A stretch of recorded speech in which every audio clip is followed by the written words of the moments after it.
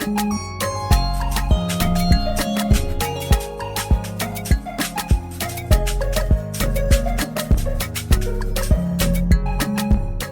everybody. This is Paul Herman, the Prince of Motivation and host of Zaka Presents My Journey.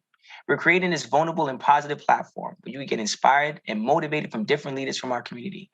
Today, our guest is David Carlor, who is a financial advisor for Northwestern Mutual. David, welcome to the show. Thanks for having me. Mr. Herman, how's it going? Things is going good. I'm very blessed to have you on the show today. I know that the Zaka community is very, going to be very interested to hear what you have to say about even help with some financial advice or giving some guidance as well too, because I feel like that is a very important thing is, immigrants coming over here to America, obviously we're chasing a dream and a dollar, and I think one of the hardest things that, as any immigrant, family or first generation, second generation is just trying to really maximize their return when it comes to their finances. Yeah. Because that's how you get to stay in America and, keep growing and developing and stuff like that. But, I know we're going to dive into that and talk a lot about that. But, before we get into that financial structure and, that life in corporate America, Dave, just, give the listeners a little bit of information on yourself, where you're from, talk about your journey, your parents' journey, settling into America. Yes, sir. No, it's definitely an honor to be here talking with you guys in the Zaka community. And not only sharing my story, but I like hearing other stories. We all have unique experiences. So thanks to the Zaka family for having me today. And you too, Paul, for hosting this conversation. So first generation, right, Liberian American. So I don't know if too many people know the story of Liberia. My parents came here, in the midst of a civil war that broke out. But maybe some background on Liberia. Liberia is a country where it was established when the United States freed the slaves, but instead of letting them be free here, they shipped some overseas to West Africa. So that kind of was the beginning of the conflict in Liberia, because you had indigenous people who really were from Liberia, and you had slaves coming over from the U.S., basically just dumped on the land and pushed the indigenous people in. Right. So can you imagine, showing up to someone's doorstep, imagine you were a kid in the house, some other kids got dropped off at the doorstep and you had to give up your bedroom to let them in. Mm-hmm. So that's the story of Liberia. These Americans freed slaves instead of, letting them be free. We shipped them, right, the abolitionists, we shipped them to Africa. And that tension brewed for about 100 years, right? And it finally blew over in 1979, 1980. The indigenous and the Americans basically are fighting. And that war lasted about 15 years. What came from there is things like child soldiers, right? Mm-hmm. 250,000 people dead, right? You had 10-year-olds with AKs. It was, traumatic, horrible story. You can see the images online of what Liberia is. But so that's how we got here. They fled like everyone else. They left everything. Left, a decent life, property, assets, and all that good stuff, and started from scratch in Brooklyn. And they had me in Brooklyn, and that's where the story began on U.S. soil for me. Now, it was just your mom and your father came over? Was there anybody else from your family? Do you still have family in Liberia? Everyone fled because the war broke out. They literally started bombing, Well, so here's an interesting story. So my mother's side was more of the Americans, right? And they literally, as ignorant as it sounds, they had the light skins versus the dark skin is what that war was really about, right? So the Americans who came over kind of created a little America in Africa. So they had resources. They were looked at as the people who had properties and were well off. The indigenous were kind of mistreated. So my father's side was indigenous. So they were kind of mistreated. And, so when they came over here, everyone left, right? Because they were under attack. So all the Americans or people who were, American genetics, or I guess lineage, fled because they were really the targets, a lot of that stuff. So my mother, my grandmother, all my aunts, uncles on my mother's side, everybody fled. They left houses, cars, everything there, and came to Brooklyn to start from scratch. Now, as a young child growing up, how did you feel about hearing these stories? I know those things that kind of traumatizing as well, coming to America, being born in Brooklyn and stuff, but knowing that your family members fled their country and possibly weren't even going back. You know, like some people say, especially as immigrants, you want to go back home sometimes, but knowing that you couldn't go back home, how did you feel about that? I mean, the stories were so crazy and gruesome. I never had the desire to even go back. It's like, I don't know if you've ever spoken to like a Cuban American, how they kind of have that anti-Cuban. They don't want to go back. They think, you know, Cuba stole everything from them. There's some certain Cubans who just don't want to go back to Cuba. It's a similar kind of feeling where there's never been a thought for me. Even some of my family members be like, man, you don't have a desire. I'm like, they took all that. They changed a lot of things, you know. It's such an ugly story. It's not something that someone, you know, that I think about and like, oh, I want to go. I don't know Liberia, the beautiful Liberia from pre-1970, right? Mm-hmm. Like Liberia was a beautiful place. People used to go surfing from Europe and vacation there. I don't know that Liberia. So I know Civil War. I know every week we get a phone call. This person got killed. This person got killed. This person, political prisoner, he got tortured. And, you know, that's the story of Liberia that I know. So it's not, you know, it's not a good story, you know? Mm-hmm. Now, being in Brooklyn, coming out here, and you know, you're growing up in Brooklyn. Obviously, you've traveled all around, you know, the country. If that was the case, how did you get into like financing? Like, how did that even, you know, and you know, who was also your role models? You know, coming up, I know a lot. You know, studies show that, you know, around say 5% of the people are colored who are financial advisors. So, how did you get into that? So that's what made me get into it, right? That, you know, it's probably not a good thing, but I didn't have anyone in this business or in this line of work who I could look to as, oh, he's doing finance, let me get involved and figure it out. What drew me to the business was not knowing anything about this language that so many people, you know, my pops used to take me on the train to Manhattan and we would always come through from Brooklyn, come through Wall Street. And when you get to Wall Street, everyone has the suit, the briefcase, and we would just look. And I'm like, how? We don't know anything about this. We're not represented here at all. No one on Wall Street looked like me. So that's what really piqued my interest. Like, I need to learn that language, that money language that they're talking in on Wall Street.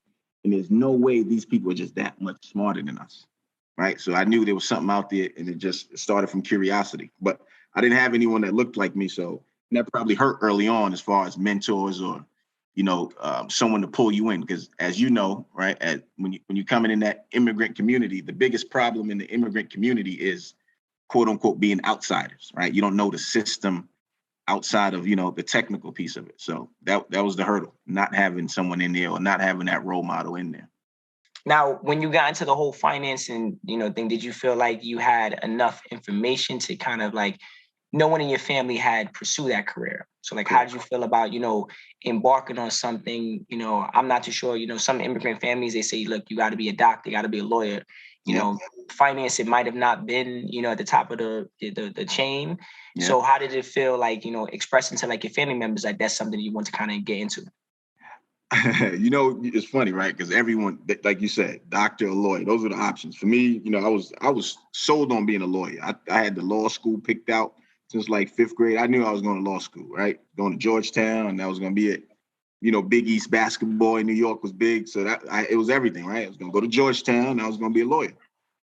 Now, the financial piece of it wasn't looked down upon either. It's just that no one was familiar with it. So no one could tell you what to do, how to get there. The assumption is you got to be rich to even get into business. So I can't help you get there, right? No adult around me was like, go into finance, because they didn't know what finance was, right? We were in Brooklyn, right?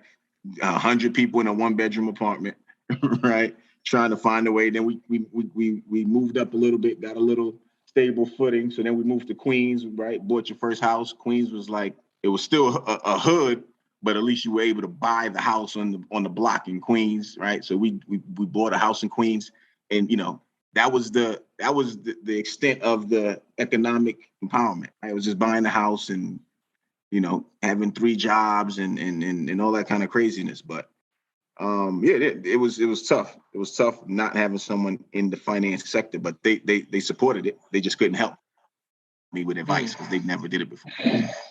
Mm-hmm. Now, how do you feel about like the educational, you know, structure when it comes down to educating people of color about financing?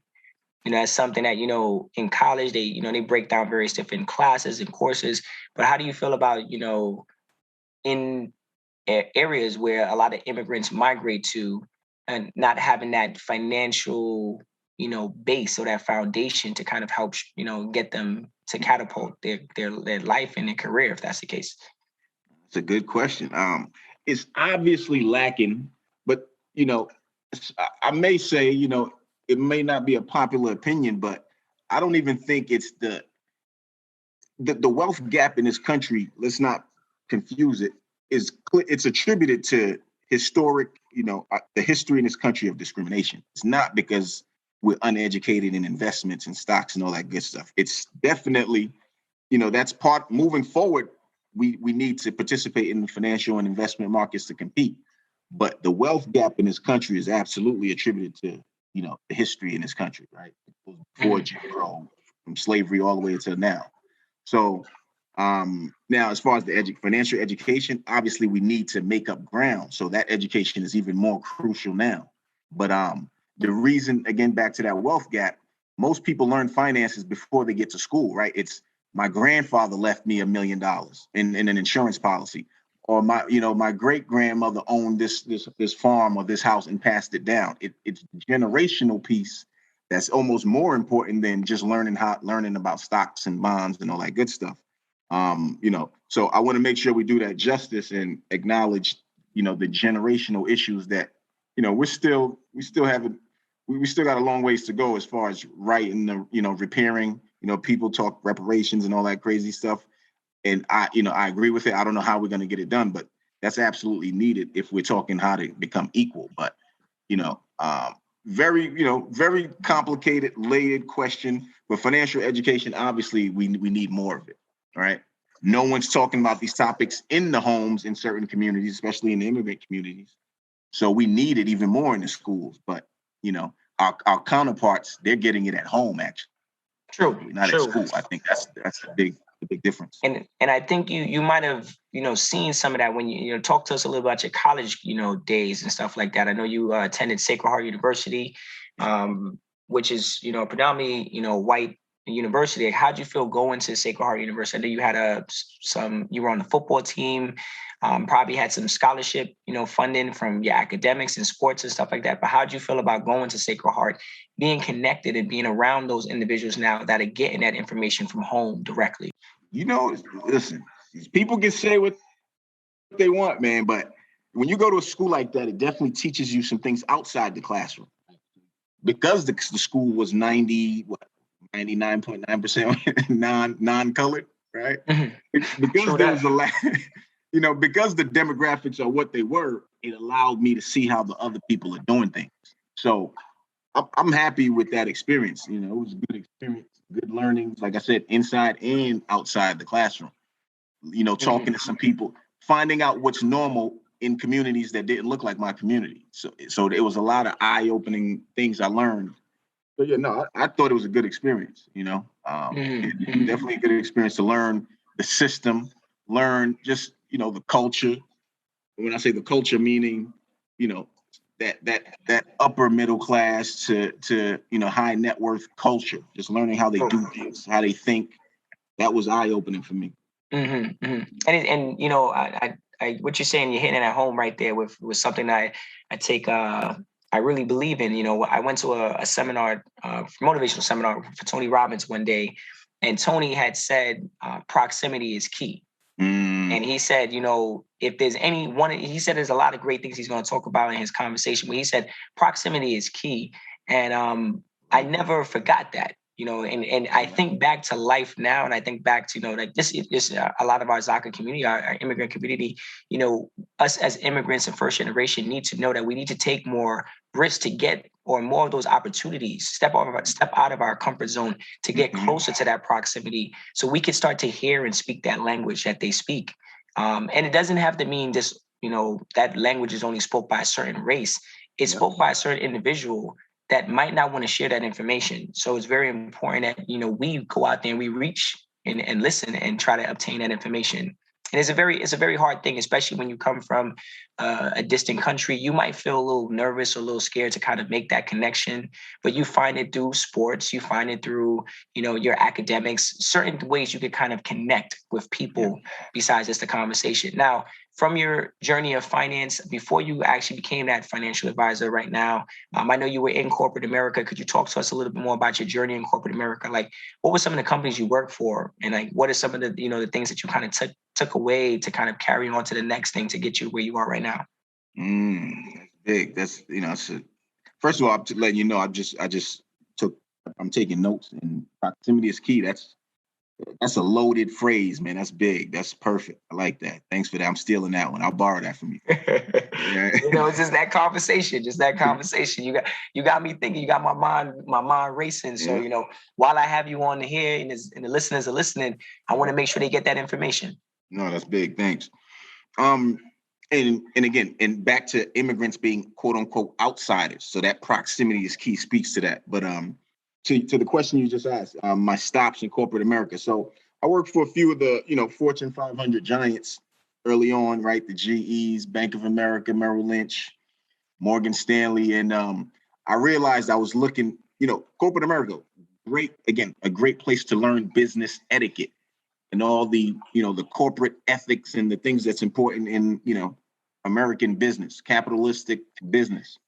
So great education, but I realized I was looking to score a basket from half court, right? Because in the financial world, especially, we're outsiders, right? I keep using that word, outsiders. So, and I can share some D&I, diversity and inclusion horror stories, but that's for another show. But for me, building a practice from scratch was what was the most appealing. I thought that was the best route for me to get to the top. So that's what made me leave the W-2 format and go to basically work for myself. So again, I learned a great deal at those giants and those corporate giants, but I also got real clear from being there. I realized I needed to be an insider, right? And those corporations, a lot of them are for the insiders and their children to play. And folks like us, right? If you're an outsider, it's not impossible. It's a different fight to get to the top. And for me, I found it appealing to go work for myself, go be independent. I'm still partnered with a Fortune 100 company, right? Northwestern Mutual.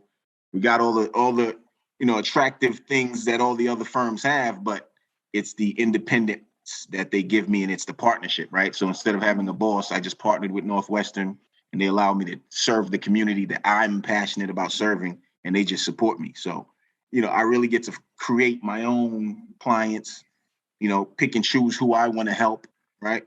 And so it's and their mission aligns with my mission, right? So if you want to help, underrepresented individuals in financial services, you can take that on. How can we support you? That's the question, my firm asks me every day. So that's where I am. All these institutions, you can learn a lot. Probably the most, if I have to pick one thing I learned, is just how to be efficient, how not to waste, right? Right. And when I say that, think of our own families, right? How many of us know people who work 3, 4, 5 jobs, and we're taking a paycheck, putting it under the mattress or in the shoebox? Instead of taking advantage of returns in the capital markets, we just working harder, but not necessarily smarter. So I learned how to be super efficient working at these big firms, because they count every dollar, right? True. That is something about corporate America, but again, proximity is key. You definitely put yourself in some really good environments. You interviewed for really good companies. You got in the door, and it seems from your journey that you really paid attention to what was really around you, your surroundings. You had those conversations with those individuals that were, high up on the totem pole or probably at the lower level, and still found out some valuable information. As something that I'm trying to wrap my brain around is how does an immigrant now find a financial advisor? I know that it's not something that's in the forefront of a lot of times in the community, or more importantly within the family. But how do you get that information out there? If you don't even know what a financial advisor is, or you don't even know where to find one, how does the immigrant community start to know what that is, how to get close to that? Good question, because obviously there's cultural barriers, there's the trust factor, there's a lot of things in the way. I would say the first step, don't be afraid to have just conversations. A lot of times we don't want to talk about our finances. I don't want someone to know I owe, 10 grand in credit cards. I don't want people to see my credit score. And it's like going to the doctor but being afraid to take your clothes off. You're not going to get help. So I think a lot of times we need to be okay with, listen, no one's perfect. Now, obviously I can say that sitting here because I've worked with some individuals who make a ton of money and they still had financial problems. So it's not just a poor people issue. A lot of people just don't know how to manage money. So I think once we get comfortable knowing we're not the only ones who need help, then, and obviously it's my job as someone in the industry to help share that information, but a lot of people just need to open up and have conversations because it doesn't cost to speak with a financial advisor. You can go to the local bank. Now there's different levels of financial advisors, but you can go to the bank, your local bank, wherever you bank at.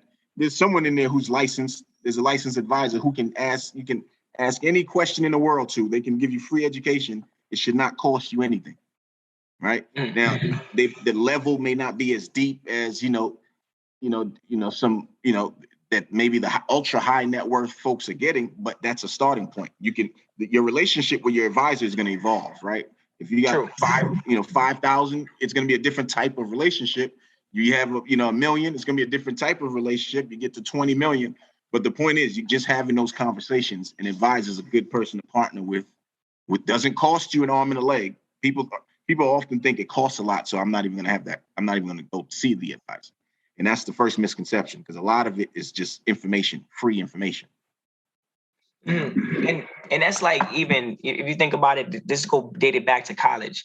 That's like someone not going to see their advisor, when it comes to college, and they waste, like you said, in corporate America, you learn about not wasting stuff. Like that's when people take a little bit longer to graduate, or they got to take another class during the winter time into sessions and stuff like that, because they're not sitting with their advisor. And like you said, if you're not willing to sit with somebody and actually hear the goods and the bads, then it's very hard to kind of like transition into the good sessions, the good times that people all shoot for. Now, as immigrants, I know the immigrant community has been picked on or abused or been bullied, or has had a hard time sometimes trusting their new path. Like, how do they build that trust with a financial advisor? Coming into America, most likely you don't even speak the language, right? English is probably a second language. You run into a bank, you find someone who's a financial advisor who's potentially going to help you. Granted, you're in a bank as well, but like, how do you know that that's the right decision?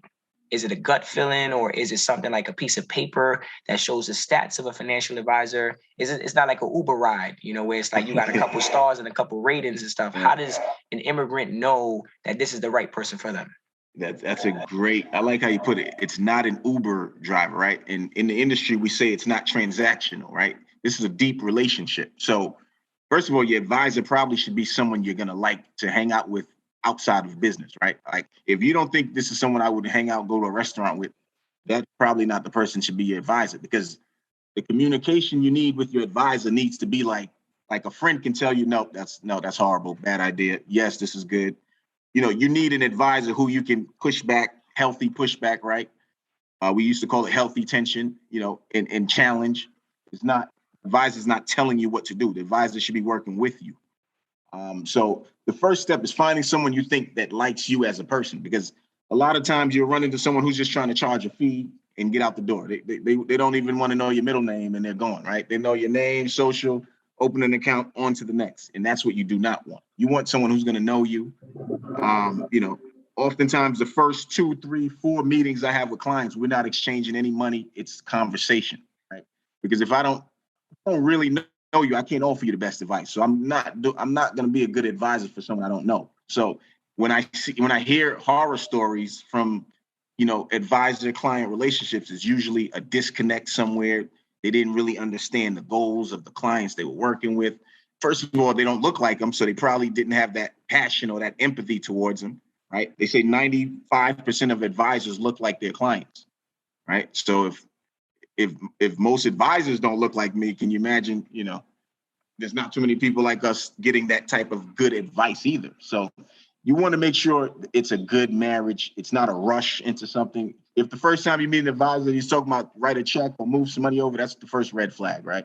You can't go to a doctor on the first day and he's already just prescribing medicine before he ran any tests or anything.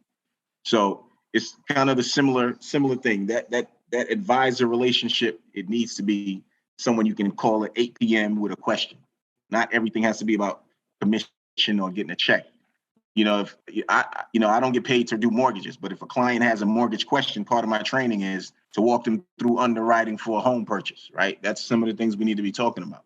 So it just needs to be a good relationship. You almost want your advisor you got to like the person. They got to be a good friend of yours, right? Because again, this is someone that's going to be around for 20, 30, 40 years, hopefully, right? We're going to talk about you when you get near retirement. I'm going to be there every step of the way, from accumulating assets, kids are born, to getting ready for retirement, kids are in college, to transitioning wealth to the next generation, estate planning. Like, there's different stages of financial advisory and financial planning. So it's a long-term relationship. It's not just a Uber ride, like you said. Now, as a financial advisor, obviously how does a financial advisor get financial advice? Do you do it yourself, or does someone else actually help you doing that? This business is about resources and experts. So I have a ton of experts that help me, right? So I can't do my own planning, all on my own. First of all, the time commitment.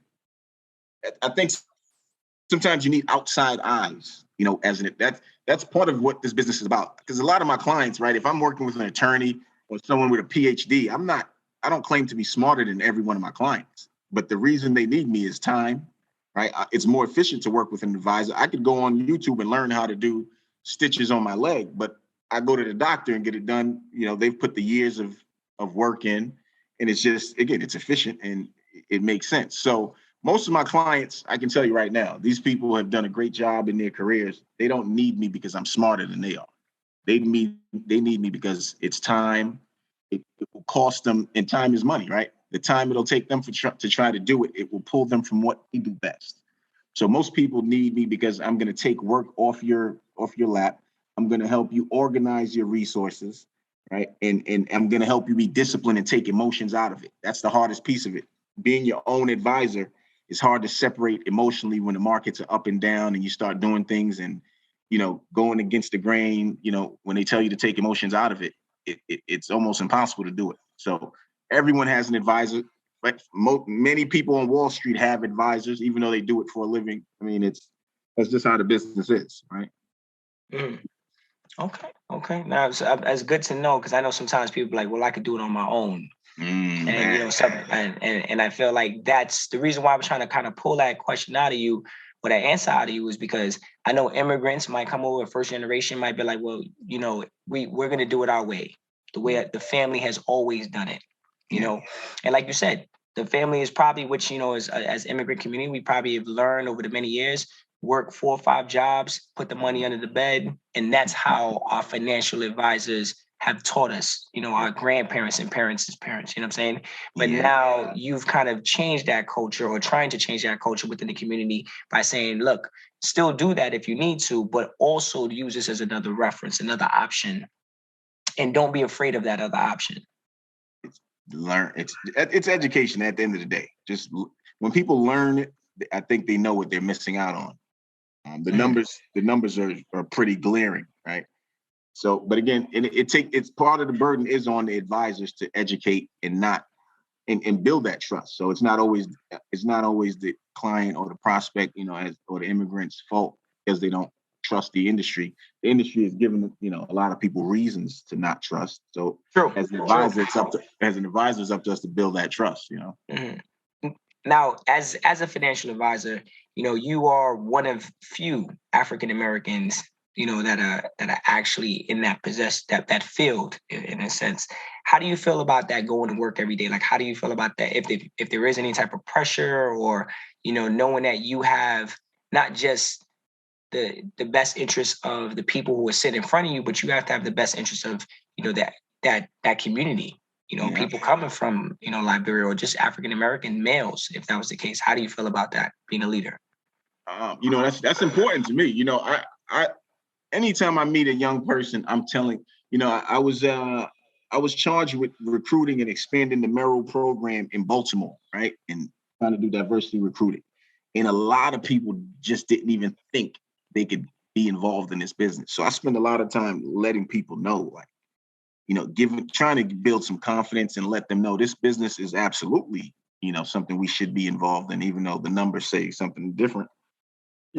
I think it's something, if we were exposed to it, we'd be just as good as anyone else as advisors or financial professionals. So I'm always trying to, educate and share the passion with some of our young brothers and sisters to let them know this is a good business and rewarding business to get to embark on, and, to really think about what they're missing out on, and hopefully, I can rub off on some of these people. But when you say as a leader, yeah, I'm always trying to share first the business, financial information and financial education, but also the career path.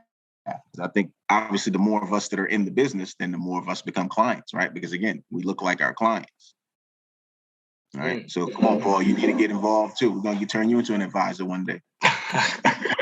I think I'd rather stay in the motivational categories. Motivate people to go find an advisor. There you go. Hey, look, we work hand in hand, because I be motivating people left and right. Like, look, as a principal motivation, I feel like that's one of the, the things that I got to do is just motivate people to think differently. Motivate people to know that it's okay to get help. It's okay to, to find a financial advisor. It's okay to spend a couple of dollars to keep your financial advisor too.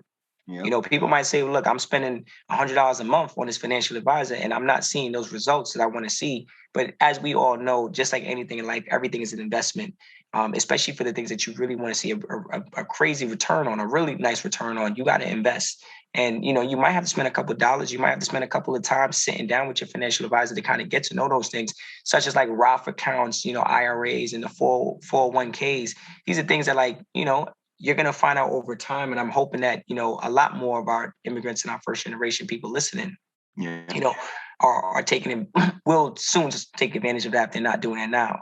Now, side gigs, hustles, you're always, the immigrants communities are always doing that. What is your thoughts about that? Like about the hustling that these immigrants are doing? I mean, again, we don't work 3-4 jobs because we love working. Right. It's usually because we haven't found a better way to earn that living that we're trying to achieve. So I think, again, when I talk about being more efficient and better plan, I think if we, plan better, educate ourselves, we won't have to work harder. Right. We just work smarter. But until you figure it out, I think it's admirable that we often, that immigrant community is often, like you said, 2 jobs, 3 jobs, never sleep. Right. Because we're trying to make a way. So I think it builds character, but it costs time. So let's do what we have to do, obviously, to keep the lights on. But let's make sure the next generation doesn't have to work 3 jobs. I don't want my daughters working, 4 jobs, right? I want to leave them with some information and some access to resources where they can live a comfortable life. Now, if they love what they're doing and they never want to, go to sleep, that's a different ballgame. But if you're working odd jobs just to make ends meet, I hope we can grow out of it, right? By finding the, a better path. And usually education is the key to that. So, better information, better education, better information. We won't have to do the side gigs and hustles, but it's definitely admirable. We definitely don't, it's better than the alternative, sitting at home and hoping something comes to you, right? Mm-hmm. So I think it's very important as immigrants, first generation, that we really know that we already come from a mentality of work hard. Yeah. We just need to work smarter. There you go. Like you said, it's already embedded in our cultures. It's embedded in where we come from, our communities, the countries we come from. It's already look, you're going to work hard. I haven't, in all the conversations I've had on the Zaka calls and, and connecting with people on the show, I haven't met an immigrant or an immigrant, any of the people I've interviewed. No one has ever said that their families were lazy. No one has ever said, my family didn't want to work hard when he got to America. It's look, we were working, my father was working 3 jobs, my mother was doing this. You could hear in every story that is a common denominator, just working hard, but it's now about working smarter. And like you said, bridging that gap, which is a very hard thing to do, especially if you don't have the resources and you're not, obviously proximity is key. You're not in those areas. You're not around those people to kind of get that information. Now, keep in mind, I know there's different many sectors of the field. How important is it, to have a great team, and what kind of experts do you need in your team when advising your clients? That's an important question, right? So a lot of times we work with that one person who, whether it's a family member or recommended or referred from a family member, right? Everyone's favorite line is, I have an accountant, right? And we think, again, accountant, that counts for everything, right? And accountants do one thing, and that's what accountants do. An accountant's not a financial advisor. An accountant's not an estate planning attorney, right? So when you use the word a team, I think you need all those pieces. You need an accountant, you need an advisor, you need an attorney, probably two attorneys, right? And then some. You probably want to have a dentist. You need everything. You need a mechanic. But for the most part, yeah, you need all of the above. You can't just have one, right? I can't do what an accountant does. An accountant cannot do what I do. I'm not an attorney. I can't give legal advice, even if it's financial. If it's legal advice, I can't provide it. So it's important to know the difference, distinguish between all these people, and understand you need all of the above. You need an accountant. You probably need an advisor. You need, a few attorneys because they all do something different. Even accountants. Some accountants specialize in different things. Some accountants are good for business owners. Some accountants work better with real estate professionals. Some accountants are good for that traditional W-2, employee. So every accountant's not the same. So you definitely want to find someone who has a niche that looks like you. But yeah, you need a team. You use the word. You just need a team, not my uncle does my taxes. That's not enough, right? You need professionals. Mm-hmm, mm-hmm. Now, if someone, and obviously the listeners listening right now, could you tell us, some of the places where people kind of get this knowledge, when it comes to taxes, when it comes to managing your money, when it comes to thoughts about like the 401ks and things like that? Like, is there any special type of books or publications that you would say, look, subscribe to this, magazine? They're going to give you a lot of great insight on financing and how to manage your money. That's a nice, good question. When it comes to just educating yourself, I mean, obviously the things like, Barron's magazine, Wall Street Journal, CNBC, on TV, all these places give you good information. But I want to emphasize, though, most of our counterparts get the best education from that generational activity, right? A lot of times, I work with clients, their accountants, their dad's accountant, right? So it's someone they've known for 30 years. Or they have an advisor who works with their parents, and now that's their advisor, when I first met them. So that generational piece, school is great, but we need to change it on the family side in the home. So we need to make sure we're working with advisors and talking about it with family members. So your kids growing up hearing, dad has an accountant, dad has an advisor, dad has So they're hearing these things in the house, because the school's not gonna, you're probably behind the 8 ball if you're waiting to learn it, in freshman year of college or senior year of high school. So it's just, we need to get it done in the home first, and then obviously, and seek out professionals. You can take a law class. It doesn't make you a lawyer, right? You'll still call an attorney when you need something. So again, it goes back to, reaching out to the professionals and not being scared to take your shirt off, quote unquote, like in a doctor's. So, something that, our immigrant community always talks about is it takes a village to raise a child, right?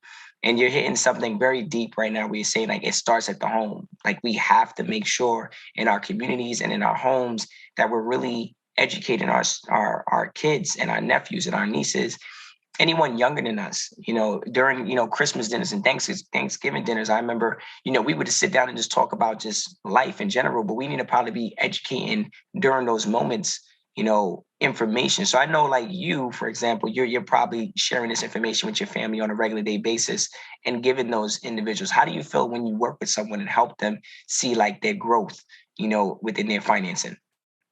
Oh, I mean, that's the rewarding part, right? That's why we do it, is when someone says, man, I wish I met you sooner, right? Because what we doing is working and it's hitting for them. I hear that often. That's what gives me my rush, right?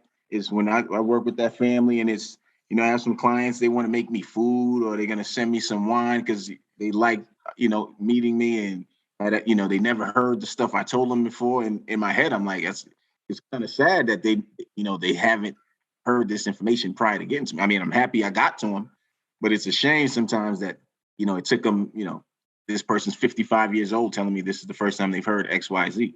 Yeah, no, it's sometimes shocking, when you hear that. Yeah. And there's always that thing where someone says, I wish I knew this earlier. But the one thing about the financing world, you could, if you really know what you're doing, it doesn't take, it's obviously investment is investment, but you could still make some gains in a short period of time if you know where to put your money. That's right. That's right. So it's important that, some people might be like, well, you know what? I'm already 60 years old. I'm just going to keep to the system I already have. But they can make a significant change, a difference, in a matter of a couple of days, weeks, months, depending on if they have a really good advisors and a really good team. Now, I hear on the news all the time, the wealth gap between the 1% and the rest. Is it something that the 1% is doing or know that the rest doesn't know? Could you give us a little bit more info on that? Outside of the fact that, right, the generational piece, most people who are wealthy, it came from, the generation before them had something to do with that. So obviously it's being the culture piece of it. But the other piece of it is valuing your time. If you're going to try to do everything by yourself, and it comes back to having that team, you need to be able to outsource certain things that are not helping you, make the money that, or certain things that are not going to allow you to do what you do best. Right. Like I said, a lot of my clients are brilliant. They run their own businesses. They don't have time to be their own advisor when their time costs so much more doing what they do, whether it's a real estate developer or some corporate lawyer who's making $1 million a year. Their time is better spent being lawyers or being developers or being doctors, whatever it is. So they would be losing money trying to do this on their own. So I would say that what the wealthy understand is how to value their time, how to outsource, how to delegate, right? I mean, as business owners, you guys know that a lot of people in the Zaka community understand that you need to outsource things, right? And focus on your strengths. And I think the 1% they have a great idea of what they do best, and they spend 110% of their time working on their craft, side hustles and distracting yourself from different things. And it is easy to get distracted. It's America. You come over here, you're like, oh, all right, look, I got all this opportunity. It's a land of opportunity. So, you start, dibbling, dabbing and everything. And then before you know, you lose track of what you really came here for. So it's good that you need to have those people to check you. And sometimes it might be a financial advisor, it might be a teacher, it might be a coach, but it's someone to kind of keep you aligned with your goals and what your vision is. Now, I know we've been talking a lot about the whole financing thing and as a financial advisor and all the work that you do. And I appreciate all the stuff that you've been sharing with the community. But if you're not advising your clients, like what are you doing? What's your hobbies? Like what are some of the things you do? A great mentor, I want to say he was like a leader. He ran the Morgan Stanley office in Connecticut. He told me, you know what? Build your practice around your lifestyle. So for me, I spend a lot of time advising people who I would want to hang out with anyway, right? So that music and entertainment and that sports world, when I'm not advising, I'm at, Giants games or I'm in some studio session in Manhattan working with people, whether it's music. I mean, these things that I love, I spend my time on it, right? So if I'm with my family, I'm in the music and entertainment world, the same world where I do financial advisory work. I'm there as, business or leisure. So, I mean, I don't separate being a financial advisor from my personal time. It's who I am all the time. So, right, my daughter's going to tell you about how she's saving and I'm the money doctor, she likes to call it, right? Because she thinks everyone to be successful needs to be a doctor. So I had to give her, I'm just the money doctor, right? So, it's everything. I built it around my lifestyle. So when I'm not in the office, I'm at a football game, but again, financial stuff comes up. It's something I'm passionate about, so I don't turn it off. Mm-hmm. Well, I'm glad you don't turn it off because there's a lot of people that need your services and need that advice from you. One of my last questions to you is this, if a sophomore, for example, in high school, just moved to the States, right? Yeah. And is obviously listening to this story right now and hearing what you're talking about, like, how does this individual, like, what advice would you give to this person to become a financial advisor if they're looking to be like you? That's a good last question. I would tell them, don't be afraid to reach out to someone who's doing it. Because I can say, if I look at my own trajectory, I would say that's probably one of my regrets was not having a mentor earlier, right? Because we all are smart enough to do it on our own, but the system we're a part of requires us to have a community, right? To be a part of something. So, and again, taking it back to that immigrant struggle as an outsider, right? The quicker you can become an insider, life becomes easier. So you got to learn the system, participate in the system, reach out to people who are doing it, and start building your own community within the system so you're not an outsider. So like I said, I think mentorship is important. I would have benefited from having one sooner, right? So I would say if you're a sophomore in high school, don't be afraid to reach out to an advisor, because a lot of times an advisor wants to do it anyway, right? If you're in this business and you're passionate about giving financial advice, you should want to talk to a sophomore in high school to turn him into or her into an advisor. So I would say reach out to an advisor and say, I want to learn about what you're doing. A real advisor should have no problem with that, sharing information. I go into high schools and colleges talking about the career, and I have no problem jumping on a call with a group of, seniors at, Harlem Village Academies. I've done a few sessions there, and or any institution or any high school and things like that. So I would say just reach out and you'll get some help. Mm-hmm. Well, Dave, I can't thank you enough for just being on the show today and just really providing the guidance and the information. I think that the history that you gave about Liberia in the beginning was very impacting. I think a lot of listeners might have heard stories, but to kind of hear someone speak a little bit more about it, I think that was very deep. I think that you gave a lot of information about some content that people could kind of pick up or subscribe to kind of get that next level of information. And I think that with you being the individual that you are right now, I think that's having this conversation with you. I hope that a lot of our listeners are walking away saying, look, I might need to connect with my financial advisor at my bank, if they do have a bank. And if they don't have a bank, start researching and doing what they need to do, because again, proximity is key. And I can't thank you enough. I know the Zaka community thanks you a lot, for just sharing this information, which is very valuable, that I know anyone and everyone could definitely utilize. Thank you guys for this platform. This is huge what you're doing for the community, man. So I hope you keep having some great conversations on here. I'm tuning in. I want to hear other people's stories too. So keep it going. Keep it going. Okay. Well, guys, just want to let you guys know, if you want to hear more stories like David, check us out on ZakaConnect.com or follow our feed Zaka wherever you listen to your podcasts.